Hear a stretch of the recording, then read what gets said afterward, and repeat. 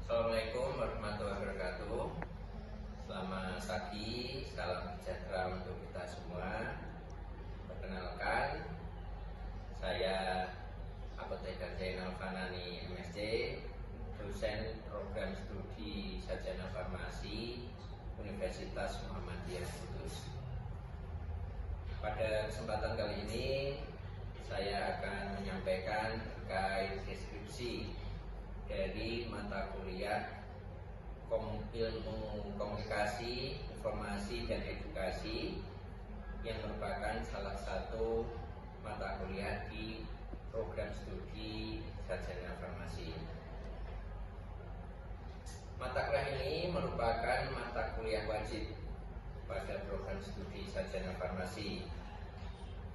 Mata kuliah ini membahas tentang konsep dasar komunikasi, informasi, edukasi, komunikasi efektif pada pasien, metode dan media komunikasi, memilih media KIE yang efektif, serta perencanaan, proses, pelaksanaan KIE, monitoring dan evaluasi KIE, serta pembuatan laporan KIE. Mata kuliah ini mencakup teori dasar komunikasi, informasi dan edukasi, serta aplikasinya dalam proses KIE untuk menyampaikan informasi kesehatan baik kepada individu maupun kepada kelompok masyarakat luas. Kemampuan komunikasi, informasi dan edukasi sangat diperlukan untuk membantu mengarahkan dan mempercepat perubahan perilaku masyarakat ke arah perilaku sehat.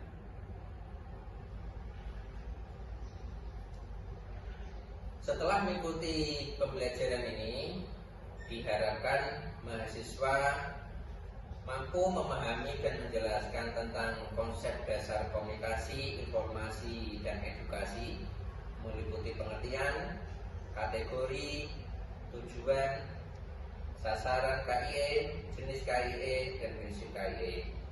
Mampu memahami dan menjelaskan dengan tepat tentang komunikasi, meliputi definisi, komponen, dan proses komunikasi. Mampu memahami dan menjelaskan dengan tepat tentang komunikasi efektif pada pasien, meliputi komponen-komponen komunikasi efektif, prinsip komunikasi pada pasien, strategi pada tiap tahapan usia pasien, komunikasi efektif dengan keluarga, model komunikasi efektif dengan pasien dan keluarga, faktor yang mempengaruhi komunikasi pada pasien, serta mampu melaksanakan komunikasi efektif dengan pasien.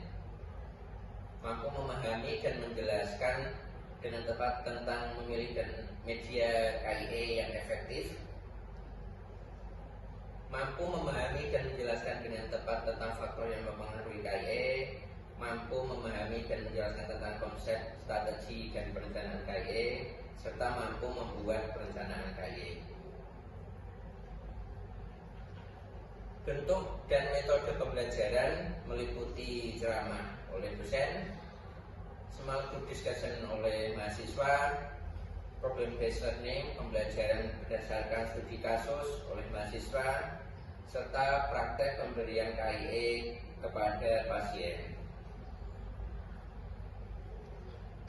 Pada mata kuliah ini, proses evaluasi penilaian meliputi keaktifan dalam kelas, dalam hal diskusi 20%, kuis 15%, ujian tengah semester 15%, tugas individu 15%, tugas kelompok 15%, ujian akhir semester 20%.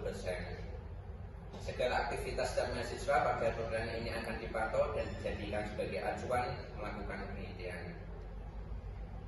Demikian pengantar terkait mata kuliah komunikasi, informasi, dan edukasi. Berikutnya akan kami tampilkan video perkuliahan dari mata kuliah komunikasi informasi. Assalamualaikum warahmatullahi wabarakatuh. Waalaikumsalam.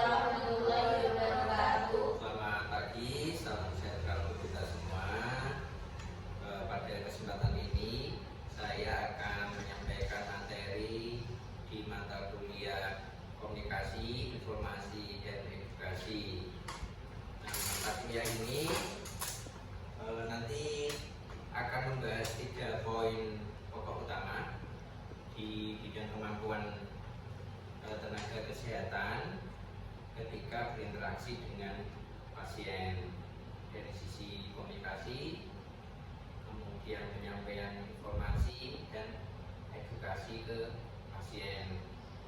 Nah, pada kesempatan ini saya akan menyampaikan materi terkait komunikasi. Sebelumnya sedikit saya sampaikan materi terkait KIE secara umum.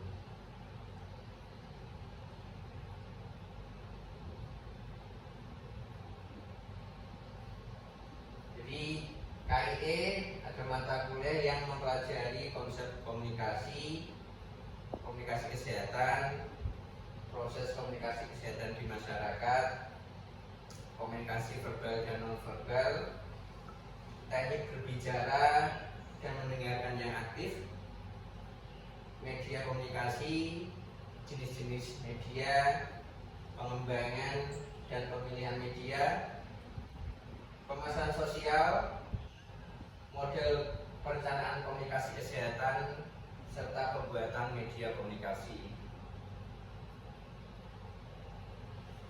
Nah, untuk kompetensi mata kuliah ini, mahasiswa diharapkan dapat membuat perencanaan program komunikasi kesehatan.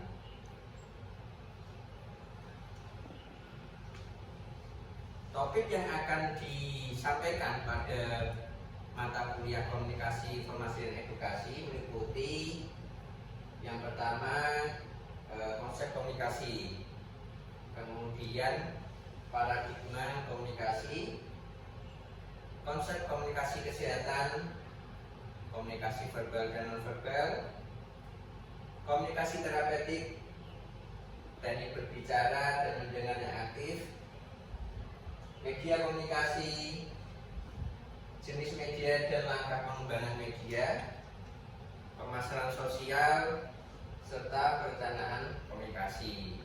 Topik-topik tersebut nantinya akan terbagi dalam 2 tahap, sebelum ujian tengah semester dan nanti setelah ujian tengah semester. Untuk penilaian pada mata kuliah ini meliputi yang pertama UTS ujian tengah semester 35%, kemudian ujian akhir semester 35%, kemudian nanti ada praktikum, praktek langsung, pemberian KIE pada pasien 30%. Nah, ketika proses pembelajaran perkuliahan, keaktifan di kelas, keaktifan mengerjakan tugas, keaktifan berdiskusi nanti akan menambah poin penilaian.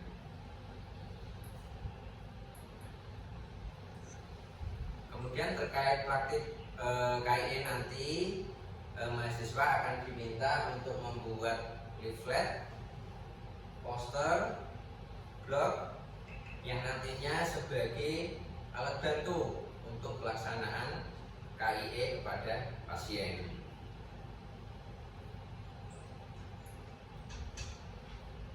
Nah, selanjutnya materi terkait komunikasi. Jadi definisi komunikasi adalah proses pengoperasian rangsangan stimulus dalam bentuk lambang atau simbol, bahasa atau gerak atau non-verbal untuk mempengaruhi perilaku orang lain. Penyampaian pesan atau pemindahan pesan dari sumber ke penerima sehingga penerima mau mengikuti isi pesan, atau suatu proses penyampaian pesan dari sumber kepada penerima. Nah, mungkin di sini para mahasiswa sudah familiar ya dengan komunikasi dengan sesamanya. Nah, baik yang verbal maupun non-verbal. Nah, itu kemampuan komunikasi mahasiswa nantinya akan sangat bermanfaat ketika sudah lulus nanti dan berpraktek di fasilitas kesehatan, kemudian bertemu dengan pasien untuk pelaksanaan komunikasi yang efektif.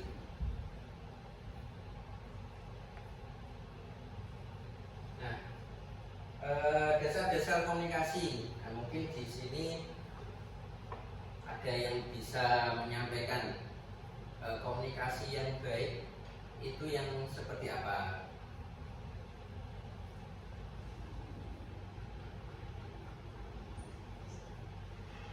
Bagaimana bahasa yang disampaikan ketika berkomunikasi dengan orang lain?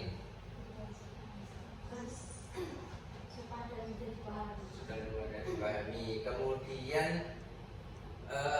ekspresi wajah dan pandangan itu bagaimana yang baik ketika berkomunikasi dengan orang lain?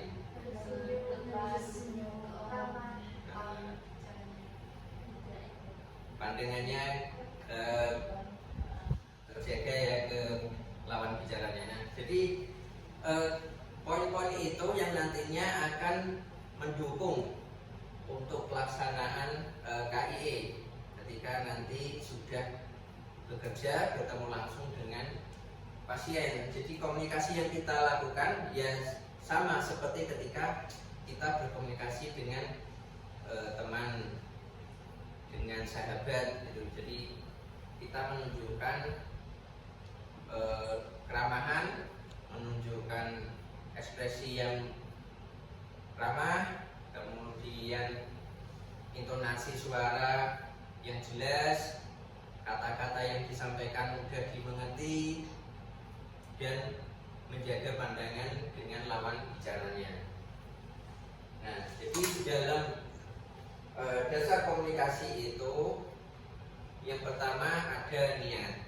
Jadi memang di awal ketika pelaksanaan KIE sudah ada niat bahwa ini nanti untuk membantu pasien. Jadi dengan tujuan baik. Kemudian minat.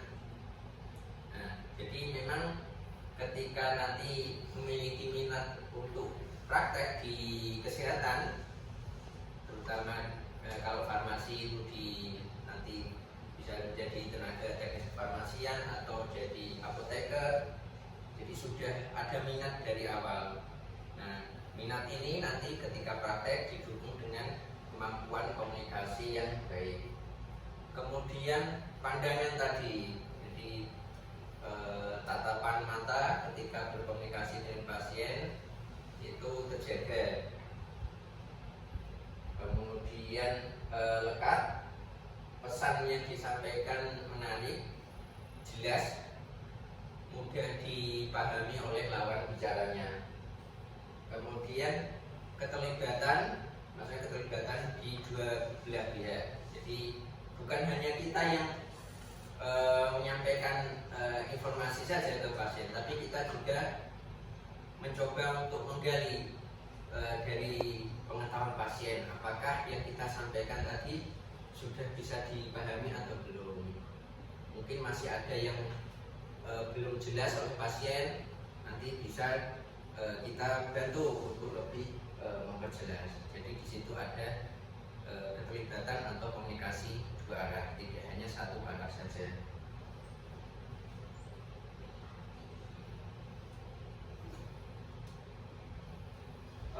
Beberapa model komunikasi. Yang pertama dari Aristoteles, ini dari filsuf Yunani. Jadi berasal dari sumber, jadi dari kita sebagai penyedia informasi. Kemudian saluran di sini adalah media atau alat yang digunakan untuk membantu proses komunikasi, serta dari sisi penerima, yaitu pasien sebagai penerima informasi dari tenaga kesehatan.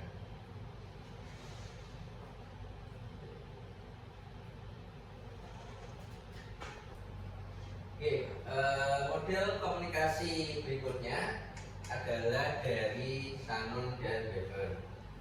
Nah, di sini digambarkan mulai dari sumber informasi, yaitu kita sebagai pemberi informasi, kemudian menyampaikan informasi berupa pesan-pesan kepada pasien, lewat saluran. Saluran adalah media atau alat yang digunakan untuk membantu proses komunikasi pada pasien, apakah menggunakan leaflet, brosur dan sebagainya. Kemudian di sini kadang ada gangguan atau pengganggu. Jadi bisa mungkin ketika suara kita tidak terdengar jelas oleh pasien, atau kalimat yang kita sampaikan tidak bisa dipahami oleh pasien. Nah, itu juga harus menjadi pertimbangan bahwa kemungkinan ketika kita berkomunikasi dengan seseorang itu ada gangguan, itu jelas ada. Nah, kemudian pesan tadi diterima oleh pasien untuk tujuan yang sesuai diharapkan. Jadi harapannya tentu saja pesan-pesan yang kita sampaikan ke pasien itu bisa dipahami dan bisa dimengerti oleh pasien. Kemudian model komunikasi SMCR. Nah, di sini dari sumber informasi ada beberapa faktor yang mendukung keberhasilan kita sebagai sumber informasi, pemberi informasi. Yang pertama, keterampilan. Jadi keterampilan berkomunikasi jelas akan sangat mendukung proses KIE ke pasien. Kemudian sikap. Jadi nada kita, kemudian gestur tubuh, tangan, wajah dan sebagainya yang ramah itu nanti akan diterima dengan baik oleh pasien. Kemudian pengetahuan, karena kita memang sebagai sumber informasi di sini, peran kita sebagai sumber informasi, tentu saja pengetahuan terkait kesehatan yang kita sampaikan ke pasien itu harus memadai. Jadi harus terus diasah tingkat pengetahuan kita sebagai tenaga kesehatan. Kemudian juga harus memperhatikan latar belakang sosial budaya dari pasien. Jadi seperti kalau kita berinteraksi, berkomunikasi dengan masyarakat yang dari pedesaan yang mungkin tidak begitu memahami istilah-istilah medis yang kita terima selama pembelajaran di kuliah. Nah, itu kita harus mampu untuk memberikan jalan keluar, solusi, kalimat-kalimat atau kata-kata yang mudah dipahami oleh pasien. Kemudian bahasa yang digunakan mungkin bisa dikombinasi dengan bahasa-bahasa daerah yang mudah dipahami oleh pasien. Kemudian dari sisi pesan yang kita sampaikan, beberapa poin pentingnya. Yang pertama dari struktur pesan, kemudian isi, kemudian kode unik.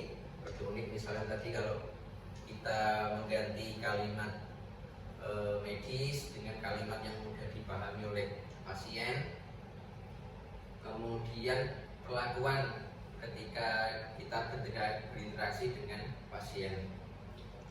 Kemudian channel atau alat bantu ketika kita melakukan KIE ke pasien, terutama dari panca indera, ya. Jadi dari sisi pendengaran pasien, kemudian penglihatan antara kita dengan pasien, kemudian sentuhan. Jadi ini untuk yang kasus-kasus khusus, ya. Jadi memang kalau dirasa kita harus menyentuh pasien dalam artian untuk memberikan contoh, ya. Jadi bukan untuk tujuan yang lain. Jadi dengan harus berinteraksi dengan sentuhan, kemudian juga dengan rasa, indera perasa. Kemudian dari sisi penerima informasi dari pasien, poin-poin yang mendukung dari sisi sama, dari keterampilan pasien, sikap pasien, pengetahuan, latar belakang sosial dan budaya, itu semuanya akan sangat mendukung. Kemudian model komunikasi, speech communication model. Jadi di sini dari pembicara dilihat dari sikapnya. Jadi sikap ketika berinteraksi dengan pasien.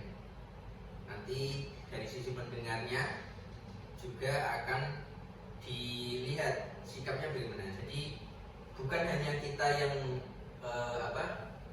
menunjukkan sikap yang ramah, yang baik, tapi kita juga melihat bagaimana sikap dari pasien ketika kita ajak komunikasi, kita berikan informasi, apakah dia mendengarkan dengan baik atau dia istilahnya acuh tak acuh, bagaimana. Nah, itu nanti akan merubah strategi kita ketika penyampaian informasi. Kalau sama-sama baik sikapnya, pasien juga menerima informasi kita, itu akan mudah untuk berkomunikasi. Tapi kalau misalnya kita menemui kasus di mana pasien ya tidak ada respon, mungkin biasa aja acuh, nah itu memang kita harus bersabar, menahan diri, tetap memberikan informasi sesuai dengan tugas kita sebagai tenaga kesehatan. Yang terpenting juga adalah umpan balik. Jadi ketika setelah selesai menyampaikan informasi, kita tanya ke pasien, bagaimana Bapak Ibu, apakah sudah dimengerti? Kalau masih ada bagian yang belum dimengerti, nanti kita jelaskan lagi. Jadi ada umpan balik. Kemudian dari beberapa model komunikasi tadi, unsur-unsur komunikasi yang bisa kita rangkum adalah yang pertama dari sisi pemberi pesan. Kita sebagai pemberi pesan dari tenaga kesehatan, kemudian pesannya, struktur pesannya seperti apa, kemudian media atau alat bantu untuk menyampaikan informasi tadi, apakah pakai brosur, lipat atau lainnya. Kemudian dari sisi penerima, bagaimana responnya tadi. Nah, di awal juga sudah kita disampaikan bahwa kemungkinan adanya gangguan itu jelas ada ketika kita berkomunikasi. Jadi ketika mungkin pasien agak susah untuk mendengar atau kalimat yang kita sampaikan tidak bisa dipahami oleh pasien. Nah, di situ nanti kita harus berubah strategi bagaimana caranya agar apa yang kita sampaikan itu dapat diterima dan dapat dimengerti oleh pasien. Jadi gangguan itu tetap ada. Dan yang terakhir adalah faktor atau unsur umpan balik. Jadi setelah kita selesai menyampaikan informasi, tetap selalu untuk menanyakan kembali ke pasien apakah informasi yang sudah disampaikan ini sudah diterima dengan baik, sudah dapat dimengerti. Jika memang belum dimengerti, nanti kita jelaskan lagi agar pasien dapat memahaminya. Nah, beberapa gangguan yang mungkin bisa muncul, hambatan yang bisa muncul ketika kita berkomunikasi dengan pasien. Yang pertama, gangguan mekanik mungkin dari media yang kita gunakan, alat bantu yang kita gunakan untuk KIE ini tidak bisa dipahami oleh pasien, tidak bisa digunakan dengan baik, mengalami kerusakan misalkan. Kemudian kepentingan. Jadi kembali ke individu pasien, apakah dia merasa penting atau tidak informasi yang kita sampaikan. Nah, nanti dia tentu akan merespon. Kalau dia merasa penting informasinya, dia akan mendengarkan dengan baik penjelasan kita. Kalau mungkin dirasa informasi yang kita sampaikan tidak begitu penting, ya dia akan meresponnya biasa-biasa saja. Dan itu jelas kemungkinan terjadi ketika pelaksanaan KIE itu bisa muncul. Kemudian motivasi terpendam. Nah, ini mungkin ada maksud yang tidak sesuai dengan tujuan awal KIE. Mungkin dari sisi pemberi pesan atau mungkin dari sisi pasien sebagai penerima pesan. Nah, jadi memang ketika pelaksanaan KIE, komunikasi dengan pasien, itu kembali lagi ke niat kita, tujuan kita adalah untuk melaksanakan tugas kita sebagai tenaga kesehatan untuk membantu pasien menjadi lebih sehat. Kemudian prasangka. Nah, jadi kalau memang dari pemberi pesan atau penerima pesan ada prasangka yang tidak baik, tentu saja itu nanti akan mengganggu proses KIE pada pasien. Baik, demikian materi terkait komunikasi di mata kuliah komunikasi, informasi dan edukasi. Saya ulang lagi, jadi untuk pelaksanaan KIE yang baik tentu saja didukung oleh kemampuan berkomunikasi kita sebagai tenaga kesehatan untuk menyampaikan informasi atau materi kesehatan pada pasien. Nah, untuk kemampuan komunikasi yang baik itu tentu saja yang pertama kita harus yang pertama ada niat. Jadi memang ketika kita menjadi tenaga kesehatan itu sudah memiliki niat untuk mengabdi kepada masyarakat melalui pelayanan kesehatan. Kemudian minat, ya. Jadi dari awal ketika kuliah sudah memiliki minat untuk menjadi tenaga kesehatan, jadi harus memiliki kemampuan komunikasi yang baik dengan pasien. Kemudian pandangan. Jadi ketika kita berkomunikasi dengan pasien, salah satu yang kita bisa dalam pandangan agar pasien merasa nyaman dengan sikap kita, merasa dihargai dengan sikap yang ramah dan baik. Kemudian lekat di sini yang dimaksud adalah pesan yang disampaikan menarik, dalam artian memberikan wawasan baru kepada pasien. Kemudian cara penyampaiannya dengan baik, dengan sikap yang ramah. Kemudian ekspresi wajah yang menyejukkan. Kemudian intonasi sesuai, jadi kadang keras, kadang rendah, serta keterlibatan di antara kedua belah pihak. Jadi harus ada komunikasi dua arah antara pasien, antara tenaga kesehatan dengan pasien. Nah, demikian untuk materi perkuliahan komunikasi, informasi dan edukasi untuk hari ini. Nanti kita akan lanjutkan di pertemuan materi lainnya di pertemuan berikutnya. Terima kasih atas perhatiannya. Saya akhiri. Wassalamualaikum warahmatullahi wabarakatuh. Waalaikumsalam warahmatullahi wabarakatuh.